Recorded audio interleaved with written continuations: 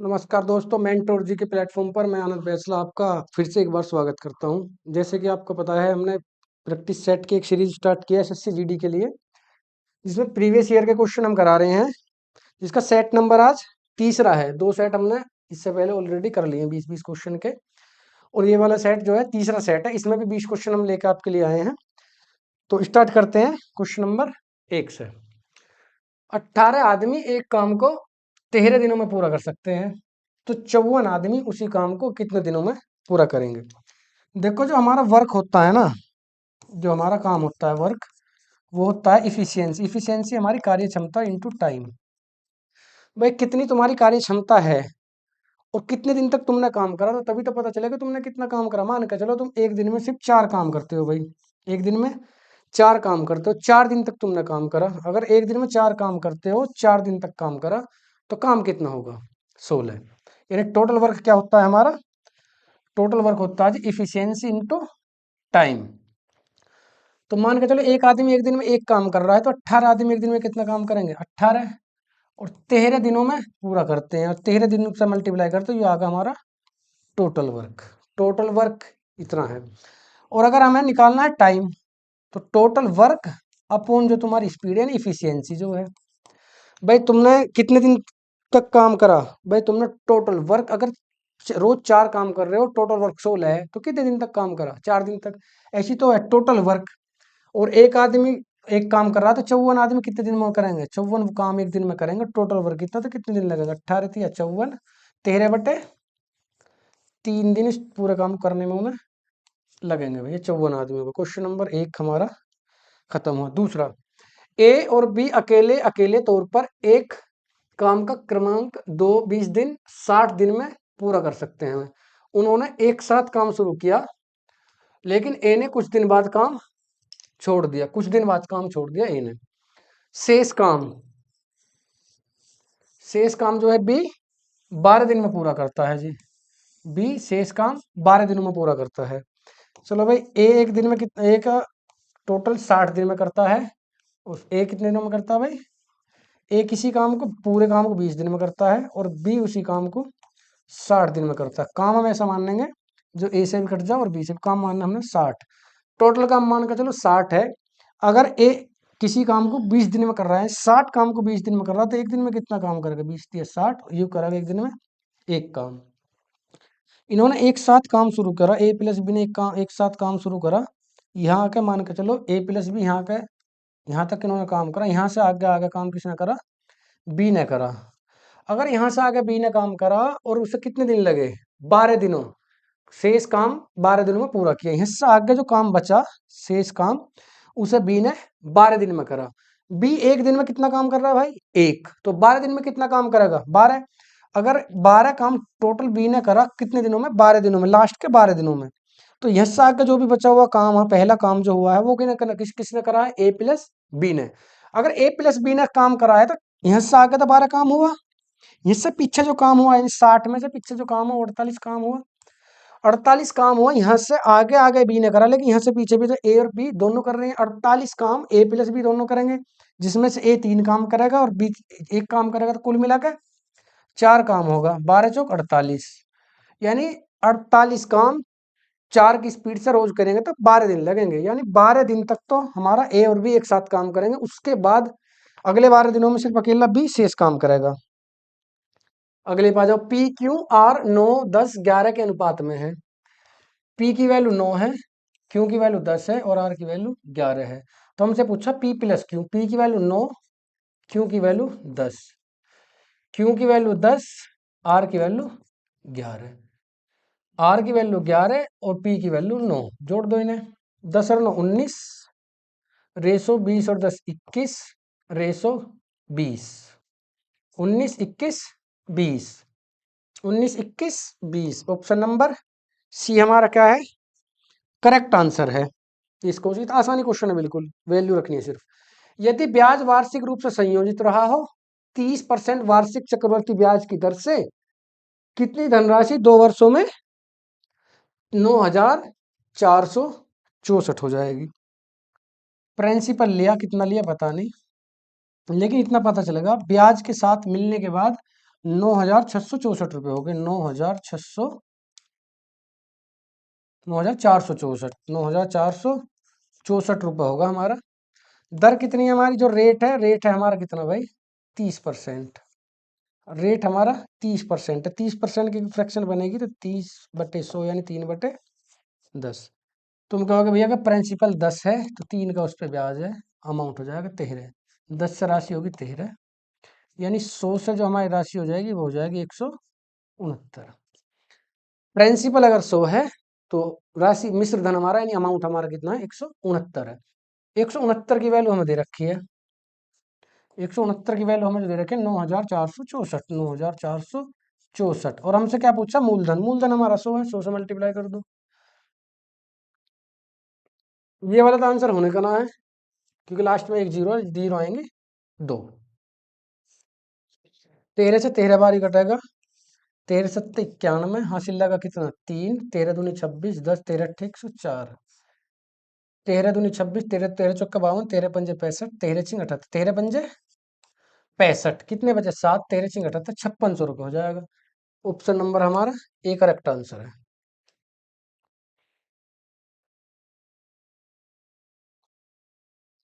यदि एक निश्चित धनराशि साधारण ब्याज पर 8 वर्ष 6 महीने में स्वयं की 3 गुनी हो जाती है। टाइम कितना दे रखा है भैया हमें, 8 तो महीने, 8 साल तो पूरी है, और 6 महीने, 6 महीने का मतलब 1/2 साल, 8 10 साल, 8 दूनी 16, 1 17, 17/2 वर्ष समय होगा हमारा। स्वयं की 2 गुनी है, अगर प्रिंसिपल हमने 100 लिया और स्वयं की कितनी, 3 गुनी होगी। 3 गुनी का मतलब है अगर हमने तुम 100 रुपये लिए तो ब्याज सहित 300 रुपये हो गए, यानी हमारा मिश्र धन दे रखा 300। अगर मिश्र धन 300 है तो फिर ब्याज कितना है, 100 रुपये तुमने लिए, 300 रुपये हुए होगा तो ब्याज भैया उन पे होगा 200 रुपये। फॉर्मूला क्या है, SI = प्रिंसिपल रेट टाइम बटे 100। प्रिंसिपल कितना भाई, प्रिंस भैया SI तो हमारा 200 रुपये, प्रिंसिपल है 100, रेट हमसे पूछा, टाइम हमारा 17/2 गुणा 100। 100 से 100 कट जाएगा तो तुम कहोगे भैया इधर बचेगा 200 दूनी 400, और इधर बचेगा 17R। तो R की वैल्यू कितनी भैया, R बराबर हो जाएगा 400/17। 17 दूनी 34, कितना बचेगा, 6 17 51, 23 पॉइंट कुछ। पहले ऑप्शन नंबर बी, इसमें आ रहा 23 पॉइंट, पूरा सोल्व करने की जरूरत ही ना है। 8वां देखो, यदि किसी संख्या में से 25 घटा दिया जाए तो वह संख्या स्वयं की 50% हो जाती है। कोई भी संख्या अपने आप में 100% होती है जी। संख्या 100% होती है, उसमें से कितना घटाया हमने, हमने घटाया उसमें से 25। अब संख्या कितनी रहेगी, कुल 50%। तो तुम कहोगे 100% माइनस 50 को इधर ले आएंगे, 25 को उधर ले जाएंगे, -50% इजिकल टू कितनी रहेगी, 25। 100 - 50 यानी 50%। 50% की वैल्यू कितनी आ गई जी, 25। अगर 50% की वैल्यू 25 दे रखी है तो 100% की वैल्यू, संख्या तो अपने आप में 100% है। 25 दूनी 50, 2 से 50 बार, तो आंसर कितना होगा हमारा भैया, 50, यानी संख्या अपने क्या ही कंप्लीट, 50 ही। अगला क्वेश्चन, यदि किसी टेबल का विक्रय मूल्य उसके क्रय मूल्य का 25% है, विक्रय मूल्य क्रय मूल्य का 25% है, सीपी और एसपी। 25% का मतलब क्या होता है भैया, 25% का मतलब होता है भैया 1/4। का मतलब मैंने तो बताया, का वाला जो है हमेशा निचली वाली संख्या के लिए बात करेगा। निचली वाली संख्या के लिए कैसे, विक्रय मूल्य क्रय मूल्य का, क्रय मूल्य अगर 4 है तो विक्रय मूल्य 1 है, क्रय मूल्य अगर 4 है तो विक्रय मूल्य 1 है। लॉस कितना हुआ भाई, 4 की चीज हम 1 रुपए में बेच रहे हैं तो लॉस हुआ हमें कितने का, 3 का, कितने पे, 4 पे, गुना 100। 4 से इसे काटेंगे 25 बार, 25 थी 75, 25 थी 75, यानी हमारा आंसर जो आएगा वो आएगा 75%।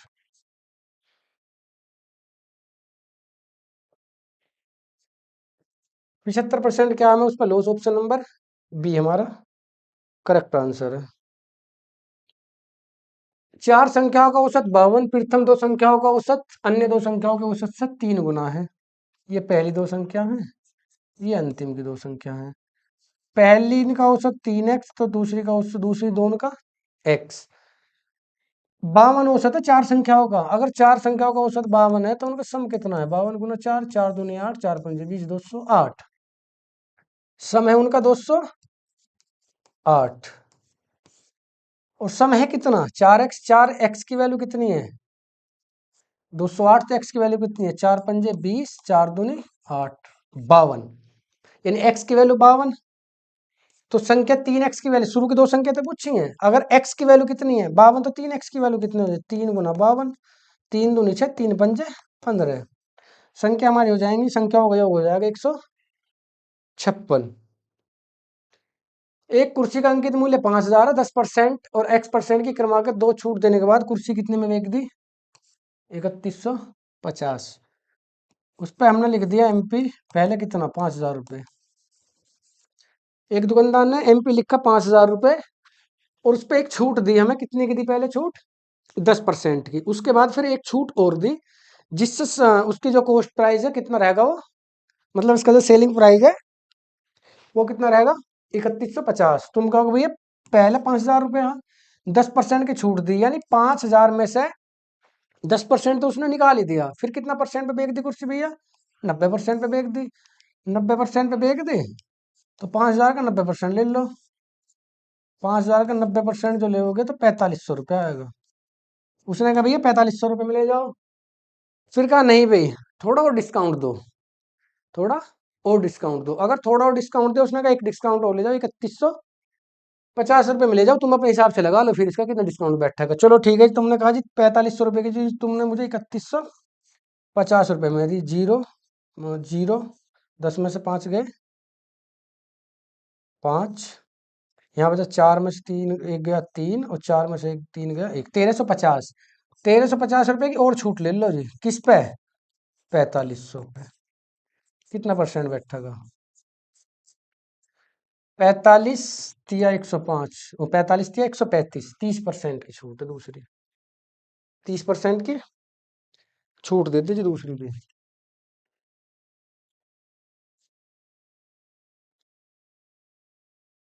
क्रिय मूल्य और विक्रय मूल्य के बीच का अंतर 264 है। एक संख्या का जो सीपी है और एसपी है, उनके बीच का अंतर 264 रुपये है। या तो सीपी से 264 रुपये ज्यादा बिकी है चीज, या सीपी से 264 रुपये कम बिकी है। पता कैसे चलेगी कम है? या जब उसने बोला लाभ परसेंट 33% है, यानी हमें क्या हुआ है? लाभ। इसका मतलब हमें जो है सीपी से 264 रुपये अधिक क्या है? एसपी। सीपी एसपी का जो रेशो लेंगे हम, अगर सीपी 100% है तो 33% का प्रॉफिट, यानी हमने इसको कितने में बेच दिया भैया? 133 में बेच दिया। वैसे प्रॉफिट हमें कितने का हुआ भैया? 264 रुपये का। 264 का प्रॉफिट हुआ है हमें। और वैसे प्रॉफिट परसेंट में कितना भैया? 33% का प्रॉफिट है, यानी 33% की वैल्यू 264। हमसे उसने विक्रय मूल्य पूछा है। विक्रय मूल्य कितना भैया? 133%। तो हमसे कितनी की वैल्यू पूछी उसने? 133 की। 11 तिया 33, 11 दूनी 22, 4, 11 चौक 44, 3 बट्टे 24, 3 बट्टे 24 2, 3 बट्टे 24 तो 26, 2 नहीं 8 तिया, सही तो है यार। 8 तिया 24 हासिल लगे दो, 8 तिया 24 2 26 हासिल लगे दो, 8 एकम 8 और 2 10, 1064। 1064 ऑप्शन नंबर डी इसका करेक्ट आंसर है भाई। 1064। पीतल में तांबा और जस्ते का अनुपात 25:12 है। तांबा है जिसमें हमारे पास क्या क्या है? कॉपर है और एक जिंक है। कॉपर कितना है? 25 यूनिट।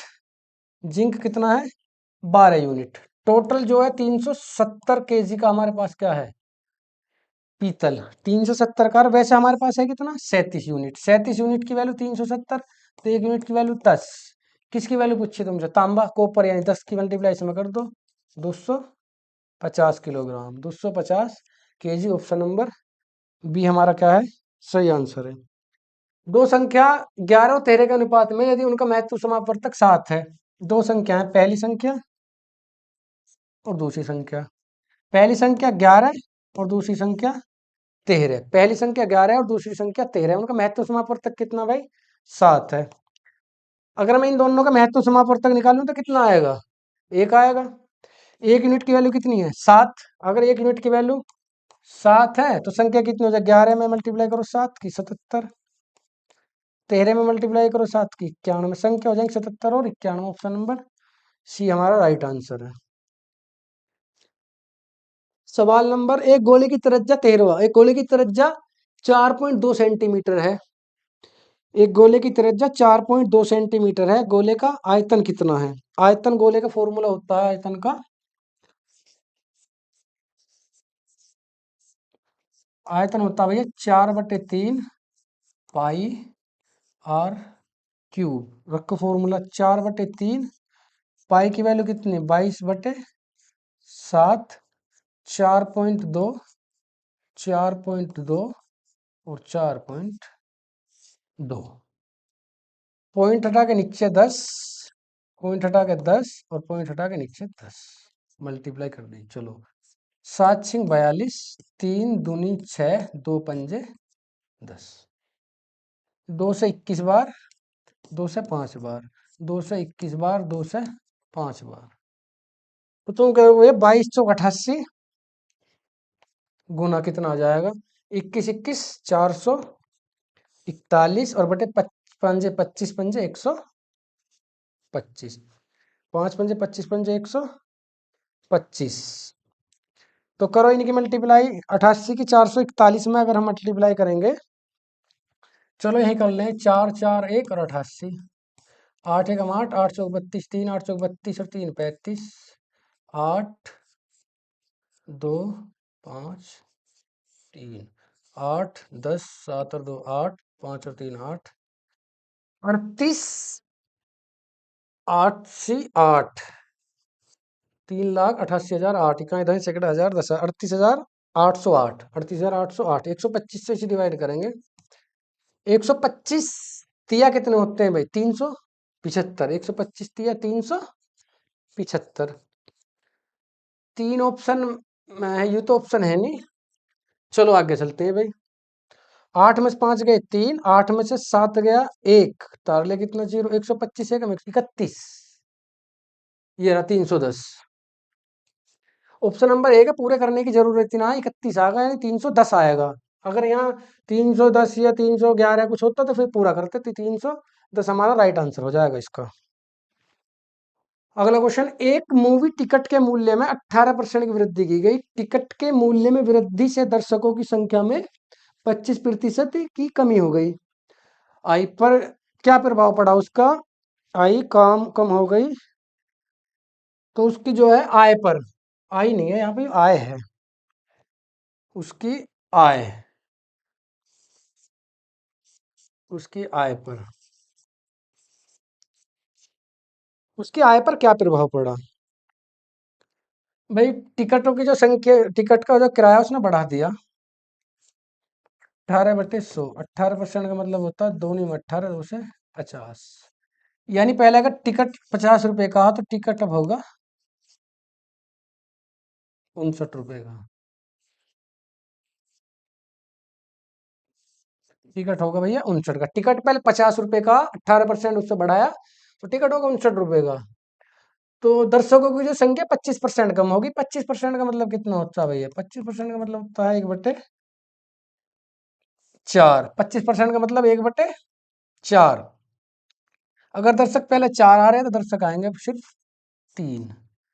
पहले 50 रुपए का टिकट था, दर्शक आ रहे हैं 4, अब टिकट होगा 59 रुपए का, दर्शक आ रहे हैं सिर्फ 3। तो कितना प्रभाव पड़ा? 520, 200, 3 निम 27, 2 3 पंजे 15, 2 177। 200 रुपये पहले कमा रहे हैं हम। पहले कितने कमा रहे हैं हम? पहले कमा रहे हैं भैया 200 रुपये, अब कमा रहे हैं 177। कितना कम कमा रहे हैं हम? 23 रुपये कम कमा रहे हैं भैया। गुना कितना परसेंट के लिए 100, 0 से 0, 23 का आधा कितना होता है? 11.5%, 11.5%। यानी क्या हुआ? 11.5% जो है हमारी कमाई कम हो जाएगी। 11.5% कमाई क्या है? कम हो जाएगी। ऑडियो वीडियो बिल्कुल क्लियर है भाई, साफ है। चलो 17वां 15वां सवाल, 6 दोस्तों की औसत ऊंचाई 144 है। 6 दोस्त है, औसत ऊंचाई ऊंचाई अगर 144 है तो उनका योग कितना हो जाएगा? 6 चौक 24, दो, छह चौक 24 है तो 26, दो छह एकम छह तो 8, उनका योग होगा 864। 150 सेंटीमीटर की ऊंचाई वाला एक लड़का समूह छोड़ के चला गया, 864 में से 150 वाला जो एक बच्चा चला गया जी। 4 1 7, अब बचा 714। बच्चे पहले है 6, अब 714 जो है टोटल ऊंचाई कितने बच्चों की है, वो 5 की है। 714 5 बच्चों की है। 14 पंजे 70, 5 दूनी 10, 5 अट्ठे 40, 142.8 सेंटीमीटर है उनकी ऊंचाई। अब उनकी ऊंचाई का जो औसत है 142.8, बिल्कुल आसान है भाई। 6 बच्चे हैं, सबकी ऊंचाई 144 मान ली क्योंकि औसत है। तो उनकी टोटल ऊंचाई बैठी 864, उसमें से 150 सेंटीमीटर वाला एक लड़का क्या है, चला गया। 150 वाला चला गया तो अब बचे 714। 714 जो है कितने बच्चों की है, 5 की, 5 से डिवाइड करेंगे तो एक बच्चे की 142.8 आ रही है। चलो भाई, क्वेश्चन नंबर 16। क्वेश्चन 16 क्या कह रहा है, एक व्यक्ति पहले 11 किलोमीटर की दूरी 60 मिनट में और अगले 22 किलोमीटर की दूरी 15 मिनट में तय करता है। पूरी यात्रा के दौरान उसकी औसत चाल कितनी है। देखो औसत चाल का जो फॉर्मूला है, औसत चाल का फॉर्मूला होता है, आ रहा है ना, सही है। औसत चाल का जो फॉर्मूला है हमारा, एवरेज स्पीड जो होती है, कुल दूरी, कुल दूरी बटे कुल समय,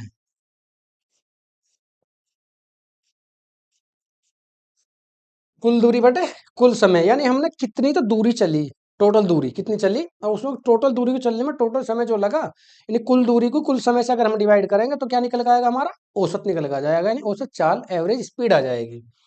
चलो भाई, कुल दूरी क्या है पहले निकाल लेंगे। पहले चलिए हमने 11 किलोमीटर की दूरी 60 मिनट में, यार 11 किलोमीटर गए, उस 60 मिनट का मतलब 1 आवर्स चले गए, यानी 11 किलोमीटर की दूरी चलने में हमें 1 घंटा लगा। चलो ठीक है। अगली जो है 22 किलोमीटर की दूरी हमने 30 मिनट में चली, तो तुम कहोगे भैया दूरी तो हमारी 11 किलोमीटर और प्लस 22 किलोमीटर होगी जी। समय 1 घंटा तो ये हुआ, 30 मिनट ये हुआ, यानी 1.5 घंटा। एक सही 1/2 आवर्स, दो एक 2 और एक 3/2, कुल दूरी बटे कुल समय 3/2 पहुंच जाएगा ऊपर। 22 और 11 कितने हो जाएंगे भाई, 33/3 गुना 2। 11 से 3 बार, 3 से 11 बार, 11 दूनी 22 किलोमीटर है ना, हाँ किलोमीटर प्रति आवर, यानी उसकी जो एवरेज स्पीड है 22 किलोमीटर प्रति आवर हो जाएगी। अगला सवाल देखो भाई, सवाल नंबर 16। एक वस्तु का अंकित मूल्य 28,500 है। अंकित मूल्य 28,500 है भाई, यानी 28,500 रुपये क्या है उसका अंकित मूल्य है, और इसके विक्रय मूल्य 15,675 है। बेका कितने में है, 15,675 में।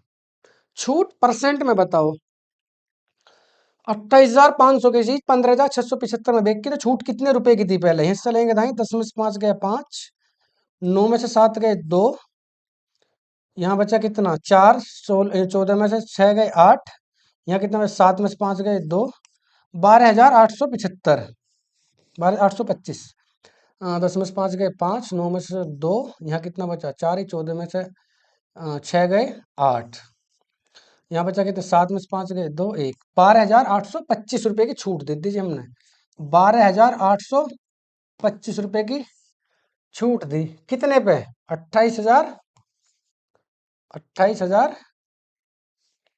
28,500 रुपये पे, गुना परसेंटेज के लिए 100।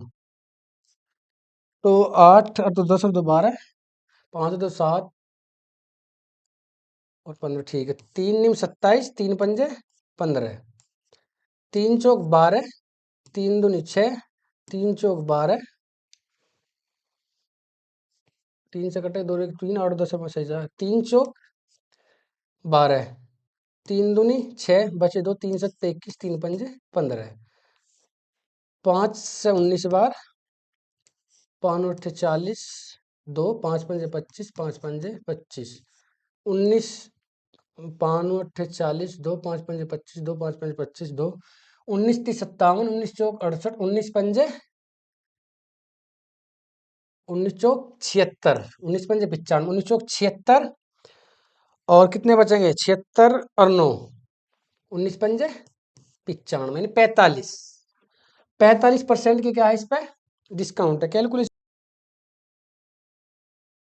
चलो भाई क्वेश्चन नंबर 18, 800 प्लस 41, यानी 800 प्लस 41 डिवाइड करना है इसे 14 से, गुना 84 और माइनस 26, तो 14 छिंग 84, 14 छिंग 84, तो यहाँ करोगे 800 प्लस 6 एकम 6 और 6 चौक 24, 246 माइनस 26। जब इसमें से 26 करेंगे हम, 26 घटा देंगे हम, 6 में से 6 गए 0, 4 में से 2 गया 2, 220, 800 में 220 जोड़ेंगे 1020 हो जाएगा। 1020 नहीं है, इसको 1020 कर लो फिर, 1020 ये हमारा क्या है, करेक्ट आंसर हो जाएगा 1020। अगर नेक्स्ट क्वेश्चन चलो, 19वां क्वेश्चन हमारा बोर्ड मास का फिर से है। 19वां क्वेश्चन बोर्ड मास का है, मैंने फिर बताया जो ऑफ का मतलब होता है गुना, और ऑफ को हमेशा जब गुना हम तो डिवाइड की बात करते हैं, लेकिन ऑफ वाली जो गुना है उसे क्या करेंगे हम, डिवाइड से पहले करेंगे, ऑफ वाली गुना को डिवाइड से पहले करेंगे, तो इसमें यहाँ पे ऑफ है सिर्फ, बाकी ऐसा रहेगा हमारा 19 गुना 24 डिवाइडेड बाई 4 गुना, अब इसे सोल्व कर लो पहले। इसमें कैसे करेंगे हम, 24 गुना 4/16, 4 से 4 बार जाएगा, 4 से 6 बार चला जाएगा, इस ब्रैकेट के अंदर सिर्फ 6 रह जाएगा, इसमें रह जाएगा 19 मल्टीप्लाई 24 डिवाइडेड बाई 4 मल्टीप्लाई में हो जाएगा ये 6, ये ब्रैकेट रहेगा सिर्फ। अब हमारा ये रहेगा 19 मल्टीप्लाई 24 डिवाइडेड बाई 6 चौक 24, समझ रहे हो ना, मल्टीप्लाई क्यों करें डिवाइड से पहले, क्योंकि वाली मल्टीप्लाई जो है ऑफ वाली मल्टीप्लाई है, तो ये वाली डिवाइड से पहले होगी, तो 24 को 24 से डिवाइड करेंगे, एक तो 19 एकम 19, तो करेक्ट हो जाएगा ऑप्शन नंबर बी हमारा करेक्ट आंसर है, ऑप्शन नंबर बी। इसमें शायद 19 ही सवाल लगे हुए हैं, एक सवाल शायद ना लगा पाया हमारा टाइपराइटर जो भी है, तो 19 सवाल हैं, तो प्रैक्टिस सेट नंबर 3 होगा, तो इससे अगला वाला सेट हम जो है कल करेंगे, सेट नंबर 4। तो वीडियो के कमेंट में जरूर भाई अपनी राय शेयर करें, बिल्कुल जो भी कमी हो उसे जरूर बताओ, अच्छा ही बताओ या मत बताओ, लेकिन जो तुम्हें कमी नजर आ रही हो वो कमी जरूर बताओ भाई, है ना। तो आज की सेवा यही समाप्त करते हैं, कल फिर मिलते हैं भाई, थैंक यू भाई।